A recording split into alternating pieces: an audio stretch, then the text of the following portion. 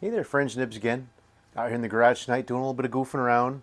Got a perfectly wet and rainy and windy, miserable day out today, so I figured I'd keep it inside and do some tinkering.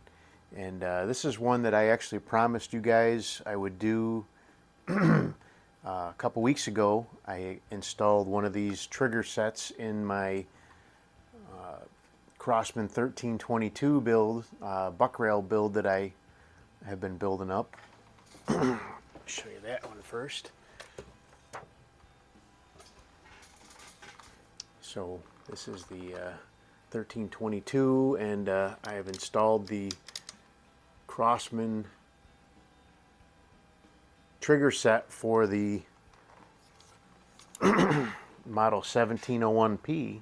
I bought one of these 1701Ps and just fell in love with that trigger. It's just amazing. It was like 9 ounces right out of the box for this 1701P. So I started doing a little bit of research and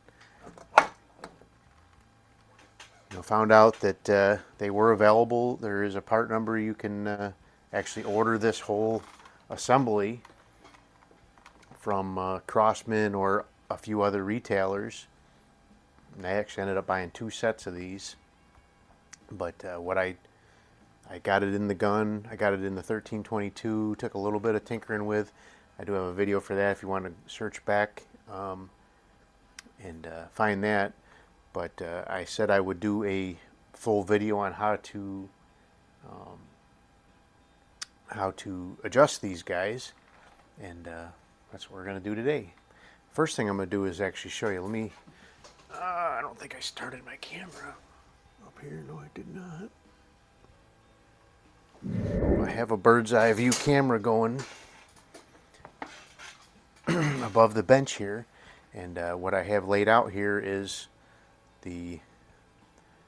on the left is the trigger that you would find in your typical 1322 or 2240 like I have here.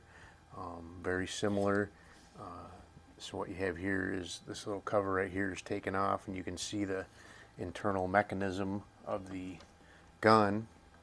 And then on the right hand side here I have the trigger assembly that you would find in a Crosman 1701P silhouette PCP pistol. Very awesome pistol, but actually the castings on them are almost identical. I'm sure they would cross over. There's a couple of casting marks that are different between the two, but overall I think you could swap parts back and forth and have no problem. But in the 1322, 2240, you really just have 2 pieces. You have the trigger here, and then you have the sear that actually catches the hammer. So you pull the hammer, and it cocks the sear. The gun's empty, but and then you would pull a trigger, and that would push up on that and release the hammer to go forward. And the only real adjustment you can do on these is either change out this spring here. This one here is a replacement. It's about as light as you could possibly go. This is from my 1322 originally, and this is actually proven to be a little too light. And the other thing you can do is actually take the original spring and crush it down a little bit, and it would, and then you might have to stretch it back out a little bit, but it takes these triggers from about a 5 to 6 pound trigger down to maybe like a 2 to 3 pound trigger. But there's still a lot of all this. So this little catch here, you have to push the trigger back far enough to get that to release the hammer to let it slide forward, let it fly forward. So there's not a lot you can do to them except for that. I've tried it, and it does help. The mating surface between this little knob here on the back of the trigger and the little flat surface here on the sear, you can polish that up, and it does help a little bit. And also back here on the back of the sear, where the hammer sits against it before you shoot it, you can polish that, and that helps out a lot with those. But let's set the 1322 one aside, and we'll focus on the 1701 trigger. This has a lot more adjustability, and the one thing point out right away, so before you just had your trigger and then one sear. This one has like a two-part sear in here besides the trigger. This one has quite a bit more adjustability. I do have a pictorial. I don't know if you can see that but I'll put let me see what I can do here. Let me see how that looks on okay, that's good. So we have a couple adjustments. The first one that I want to point out is C here, which they list as the trigger weight adjuster, which is this little brass knob here. If you turn that, let's see here. If you turn that clockwise, you're actually going to add weight because it's pulling this spring back tighter.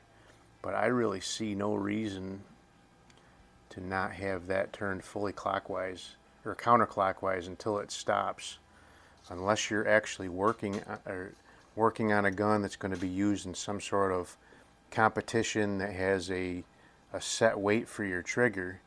I would set that fully counterclockwise. That's going to make this tension on this spring the least amount it can be. So now the other two adjustments. So what happens is normally this would be this sear would be down underneath the hammer, and then you would pull the hammer back, and when the hammer got back to behind this little tab, it would allow this to click up. Now the hammer would be sitting back here where my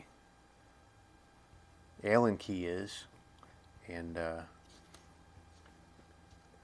force of it would be pushing down on this tab right here against this tab, and you need to rock this thing forward in order to get that out of the way so that the hammer can fly forward. And so you would pull the trigger, and that would allow that to go down, and then the hammer could fly forward. Now that's going to stay down until you cock the hammer back, then it'll come back up and click into place. So there's a couple of adjustments, and so we have here B, which they list as the second stage adjuster, and A, which they list as the first stage adjuster. Now I kind of find that A is more of a sear engagement adjustment. So what you see here is the engagement between this little tip here and this surface here, and the more you screw this in clockwise, it's going to pull this little lever and lessen that sear engagement. And so I set mine up pretty close there. So then when you start to pull the trigger, that B is going to react. You want to have that B so it's up against the bottom of this as well, and that's going to cause the sear to be able to fall off that little shelf there. And so you can play around with those two adjustments back and forth a little bit. You will get to the point, if you adjust that too far, where when you pull the hammer back, it won't cock and the hammer will just come back forward when you let go of it. So you do have to be cognizant of that, but it's a really pretty simple adjustment.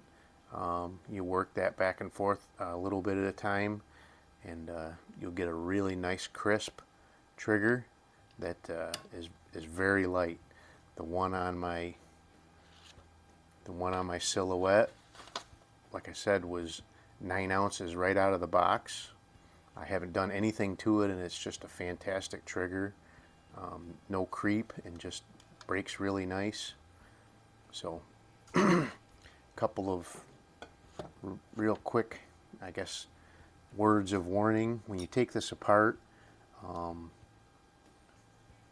there's a little tiny spring that is between this part and the hammer, or the trigger, sorry, that pushes against up on this part, wraps around this guy here, and then comes over and pushes down on the back side of the trigger. And that's what is actually your trigger return spring. There's no other trigger return spring other than that. So if you didn't have that little spring in the right place, you probably would not get your sear set. But there you go. That is the adjustment for the 1701P trigger. Very easy. Really don't need to take the side cover off to do that. I just thought it would be a lot easier to show you guys with the side cover off. With the side cover on, let me put that on so I don't lose pieces here.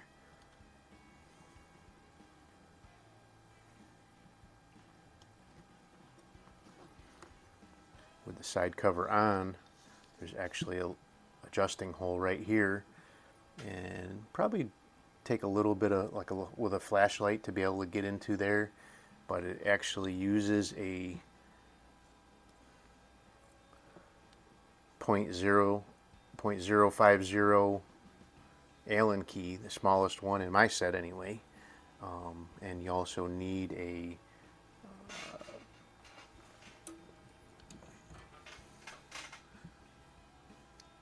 so the 1/16th Allen key is what you need for the screws for the body here. And then finally, so there is one more adjustment, and be careful you don't lose this little spring. Oh, come on, got caught up in a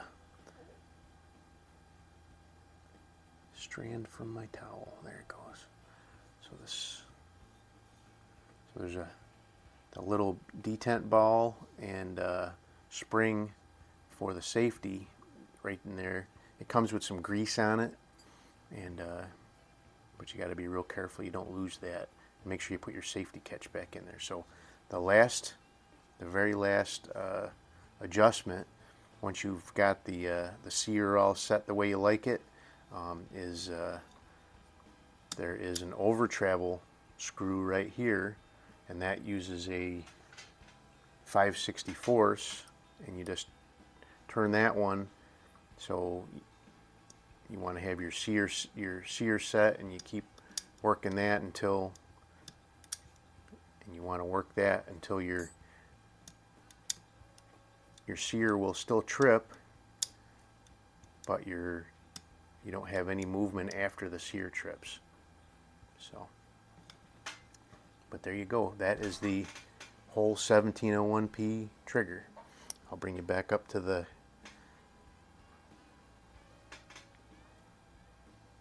top camera here.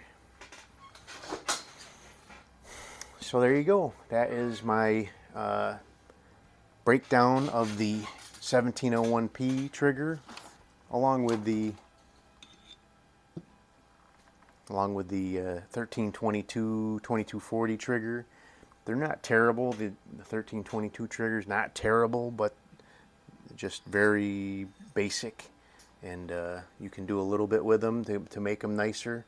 But if you've got a spare, 50 to 70 bucks that you want to blow on your 1322 build or your 2240 build, I would highly recommend picking up the 1701P trigger assembly, and it's a pretty phenomenal trigger. So the you know, they say that the 2240 is the most expensive bargain or budget air gun that you'll ever buy, and that just goes to show you that there's no end to how much you can spend on one of these, and that's not even custom. This is just more Crosman parts. So anyway, I hope you guys liked the video. Till next time, have a great day.